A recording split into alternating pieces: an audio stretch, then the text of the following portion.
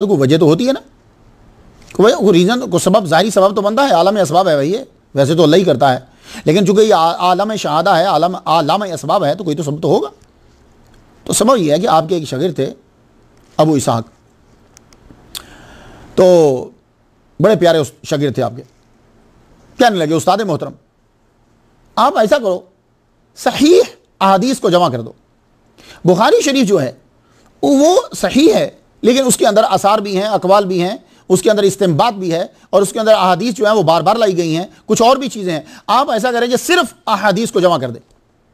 फरमाने लगे बात तो तेरी ठीक है, और जब कोई मशवरा देता है और अल्लाह की तरफ से जब ऑर्डर आता है तो फिर कोई ना कोई आदमी मशवरा दे देता है। जब मशवरा देता है तो अल्लाह ताला दिल में बात को डाल देता है, रासी कर देता है। जब अबू इसहाक ये बोले, पूरे मुकद्दमा में आप पढ़ सकते हैं, जब ये अबू इसहाक ये बोले तो आपने हमारी बात तुमने ठीक की है, चलो अब हम ये काम शुरू करते।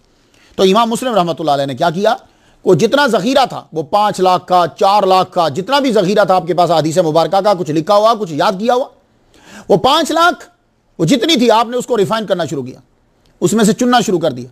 चुनते चुनते आप 1 लाख तक पहुंच गए। 1 लाख में से फिर चुनना शुरू कर दिया।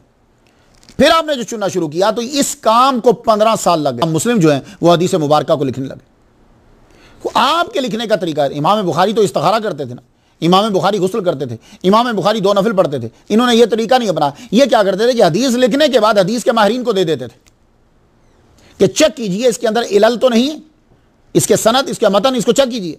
वो कहते नहीं बिल्कुल ठीक है।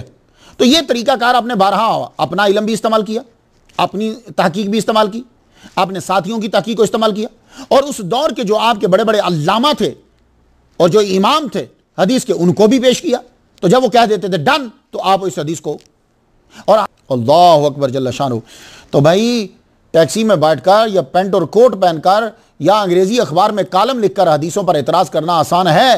प्लीज़, ये जितने लोग हैं कि जो एमए पढ़ने के बाद समझते हैं कि हमने सारा इस्लाम का इल्म पढ़ लिया है, उनको सिर्फ अस्माउ रिजाल पहले पढ़ लेना चाहिए, बड़े बड़े आइमा की सीरत को पढ़ लेना चाहिए कि उन लोगों ने किस तरीके से हदीस के इल्म को बचाया है, फैलाया है और बनाया है। फिर बात वाज़ेह हो जाएगी।